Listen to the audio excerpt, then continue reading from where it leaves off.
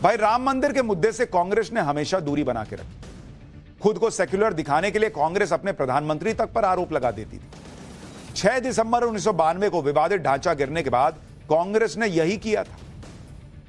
पत्थरबाजों के साथ आज संभल में खड़े होने वाले लोग उस वक्त बाबरी ढांचे के लिए, जो लोग बाबरी ढांचे पे खड़े हुए थे, उनके साथ नहीं खड़े हुए। कांग्रेस ने अपने ही तत्कालीन प्रधानमंत्री नरसिम्हा राव पर आरोप लगा दिए थे कि नरसिम्हा राव विवादित ढांचे को बचा नहीं पाए। कांग्रेस ने नरसिम्हा राव से भरोसा देने को कहा था कि विवादित ढांचे को कोई नुकसान नहीं पहुंचेगा। नरसिम्हा राव ने भी कांग्रेस से कहा था कि विवादित ढांचे को नुकसान नहीं होगा, क्योंकि यूपी के तत्कालीन सीएम कल्याण सिंह ने सुप्रीम कोर्ट में हलफनामा दिया कि विवादित ढांचे को नुकसान नहीं होने देंगे। लेकिन जब विवादित ढांचा गिर गया तो कांग्रेस ने नरसिम्हा राव को खूब खरी खोटी सुनाई और नरसिम्हा राव पर यहां तक आरोप लगा दिए कि उन्होंने कल्याण सिंह के साथ डील कर ली। जब विवादित ढांचा गिर गया तो कांग्रेस को लगा कि इससे तो उसके मुस्लिम वोट बैंक को बड़ा नुकसान पहुंच जाएगा और मुस्लिम वोट बैंक में दूसरी पार्टियां दावेदारी ठोकने लगेंगी। इसलिए मुस्लिम वोट बैंक के दबाव में और खुद को सेक्युलर दिखाने के चक्कर में विवादित ढांचा गिरने के बाद धड़ाधड़ एक्शन होने लगे। 6 दिसंबर को जिस दिन विवादित ढांचा गिरा, उसी दिन शाम तक यूपी में कल्याण सिंह की सरकार बर्खास्त कर दी गई और राष्ट्रपति शासन लगा दिया गया। शाम को ही विवादित ढांचा गिराने की साजिश का आरोप लगाने वाली एफआईआर की गई, जिसमें बीजेपी और विश्व हिंदू परिषद के नेताओं के नाम थे। इनमें लाल कृष्ण आडवाणी, मुरली मनोहर जोशी, विनय कटियार, उमा भारती, अशोक सिंघल, गिरिराज किशोर, विष्णु हरि डालमिया और साध्वी रितंभरा जैसे नाम। विवादित ढांचे को गिराने के 49 केस दर्ज किए गए और अयोध्या, फैजाबाद, लखनऊ की पुलिस को जांच में लगाया गया और बड़े नेताओं को अरेस्ट कर लिया गया। विवादित ढांचे के गिरने के 2 दिन बाद 8 दिसंबर को लालकृष्ण आडवाणी को दिल्ली में उनके पंडारा रोड आवास से गिरफ्तार कर लिया गया। आडवाणी को दिल्ली से अरेस्ट करके उन्हें यूपी एमपी के बॉर्डर पर ललितपुर लाया गया और एक गेस्ट हाउस में रखा गया। आप सोचिए, एक विवादित ढांचा, उसको जरा सी खरोंच आई तो पूरा उस वक्त की सरकार और सिस्टम एकदम हिल गया भाई, एकदम गिरफ्तारी के मोड में आ गया। सरकारें बर्खास्त होने लगी। विवादित ढांचे के गिरने पर जहां कांग्रेस और दूसरी पार्टियां आंसू बहा रही थी, वहीं कल्याण सिंह खुलकर बोल रहे थे। कल्याण सिंह के उस वक्त के 2 बयान अब तक याद किए जाते हैं कि विवादित ढांचा गिरने का कोई अफसोस नहीं है और कार सेवकों पर गोली चलाने का ऑर्डर कभी नहीं दूंगा। 6 दिसंबर को विवादित ढांचा गिरा था। कल्याण सिंह की सरकार बर्खास्त हो गई। 8 दिसंबर को कल्याण सिंह ने पत्रकारों से बात करते हुए कहा था कि बाबरी का विध्वंस भगवान की मर्जी थी, मुझे इसका कोई मलाल नहीं है। यह सरकार राम मंदिर के नाम पर बनी थी और उसका मकसद पूरा हुआ। ऐसे में सरकार राम मंदिर के नाम पर कुर्बान, राम मंदिर के लिए एक क्या सैकड़ों सत्ता को ठोकर मार सकता हूं। केंद्र कभी भी मुझे गिरफ्तार करवा सकता है, क्योंकि मैं ही हूं जिसने अपनी पार्टी के बड़े उद्देश्य को पूरा किया है। और तब कल्याण सिंह ने यह भी कहा था कि कोर्ट में केस करना है तो मेरे खिलाफ करो, जांच आयोग बिठाना है तो मेरे खिलाफ बिठाओ, किसी को दंड देना है तो मुझे दो। केंद्रीय गृह मंत्री शंकर राव चव्हाण का मेरे पास फोन आया था। मैंने उनसे कहा कि यह बात रिकॉर्ड कर लो चव्हाण साहब कि मैं गोली नहीं चलाऊंगा राम भक्तों पर। ये थे कल्याण सिंह, जो उस वक्त भी राम भक्तों के साथ खड़े हुए, उनकी पार्टी राम भक्तों के साथ खड़ी हुई।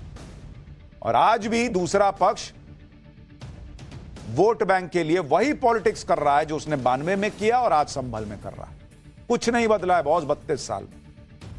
तब ये लोग चाहते थे कि सरकार गोलियां चलवा देती, लोग मरते तो मर जाते, जैसे मुलायम सिंह सरकार ने 1990 में कार सेवा के दौरान गोलियां चलवाई थी। उसी तरह से कल्याण सिंह की बीजेपी सरकार भी कर देती, ये लोग शायद यही चाहते थे। लेकिन कल्याण सिंह ने साफ कह दिया था कि 6 दिसंबर को अयोध्या के डीएम का फोन आया था कि 3.5 लाख कार सेवक इकट्ठा हो गए। उन्होंने कहा कि केंद्रीय सुरक्षा बल आ रहे हैं, लेकिन कार सेवक उनका रास्ता रोक रहे हैं। मुझसे पूछा गया कि क्या गोली चलाने का आदेश देना है। कल्याण सिंह ने कहा कि उन्होंने साफ मना कर दिया कि गोली नहीं चलेगी बॉस राम भक्तों पर। कल्याण सिंह ने लिखित में आदेश दिया कि गोली चलानी नहीं है। गोली चलाने से देश भर में कानून व्यवस्था खराब हो सकती थी। कल्याण सिंह ने कहा कि उन्हें इस फैसले पर आज भी गर्व है और वो गर्व से कह सकते हैं कि भले उनकी सरकार चली गई, लेकिन उन्होंने कार सेवकों को बचा लिया। 6 दिसंबर इसलिए हुआ क्योंकि एक आक्रोश था उन लोगों के खिलाफ जो हिंदुओं की आस्था को कुछ नहीं समझते थे, ठेंगे पर रखते थे। एक गुस्सा था उन लोगों के खिलाफ जो सेक्युलरिज्म का नाम लेकर राम जन्मभूमि जैसी जगहों की अनदेखी कर रहे थे। राम जन्मभूमि के लिए यह सिर्फ उस वक्त की लड़ाई नहीं थी, यह सालों से चला आ रहा संघर्ष था। भारत को आजादी मिली थी तो सबको यह लगा था कि हमारी आस्था के केंद्रों का पुराना वैभव लौटेगा, क्योंकि हिंदू के लिए कोई अलग राष्ट्र नहीं बना था, लेकिन हिंदू को लगा कि हमें हमारी पहचान तो मिलेगी, इसमें कोई सरकार रोड़ा नहीं लगाएगी। जैसे सोमनाथ मंदिर को आजादी के बाद 1951 में फिर से बनाया गया, जबकि उस वक्त के प्रधानमंत्री जवाहरलाल नेहरू की इसमें दिलचस्पी नहीं थी कि सोमनाथ मंदिर फिर से बने, लेकिन दूसरे नेताओं के दबाव में सरकार ने सोमनाथ मंदिर का पुनर्निर्माण करवाया। खुद तब के राष्ट्रपति डॉक्टर राजेंद्र प्रसाद शिलान्यास करने गए थे। मंदिर का निर्माण मिनिस्ट्री ऑफ हाउसिंग के फंड से किया गया, लेकिन ऐसा अयोध्या जैसी दूसरे आस्था के केंद्रों के साथ नहीं हुआ। अयोध्या जैसे आस्था के केंद्रों को उनके अपने हाल पर छोड़ दिया गया। अयोध्या के लिए कानूनी लड़ाई चलती रही तो सड़कों पर आंदोलन होता रहा, यानी हर तरफ से संघर्ष करने के लिए अयोध्या को छोड़ दिया गया। एक तरफ सरकारें अनदेखी कर रही थी, दूसरी तरफ सेक्युलरिज्म के नाम पर तुष्टीकरण का खेल चल रहा था, या कहिए नंगा खेल चल रहा था। इसी में जब राम जन्मभूमि आंदोलन चला और उस आंदोलन को कुचलने की कोशिश हुई तो आक्रोश बढ़ता चला गया। 6 दिसंबर 1992 को विवादित ढांचा गिरा, लेकिन उससे पहले बहुत कुछ हुआ था। अक्टूबर 1990 में लाल कृष्ण आडवाणी ने अयोध्या में कार सेवा के लिए रथ यात्रा निकाली थी, लेकिन कार सेवा पूरी नहीं हो पाई क्योंकि आडवाणी को अरेस्ट कर लिया गया। और उधर अयोध्या में कार सेवकों पर मुलायम सिंह की सरकार ने फायरिंग कर दी।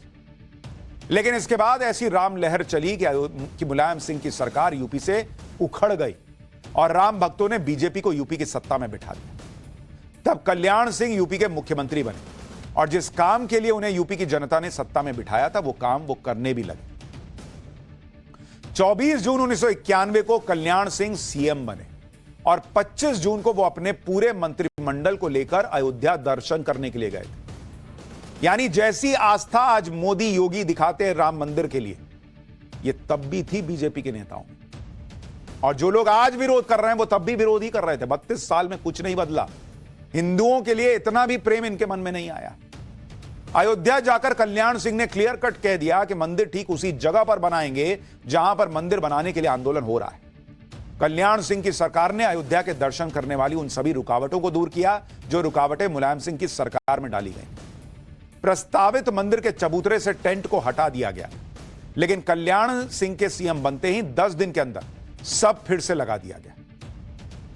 लेकिन यह सब उस वक्त की कांग्रेस सरकार से बर्दाश्त नहीं हो रहा था। इसके बीच बीजेपी सरकार ने एक ऐसा काम कर दिया जिससे कांग्रेस सरकार के तब के गृह मंत्री धमकियां तक देने लगे थे। यूपी में सत्ता में आते ही बीजेपी सरकार ने पहला बड़ा काम यह किया कि राम जन्मभूमि के कॉम्प्लेक्स की गैर विवादित जमीन राम जन्मभूमि ट्रस्ट को लीज पर दे दी।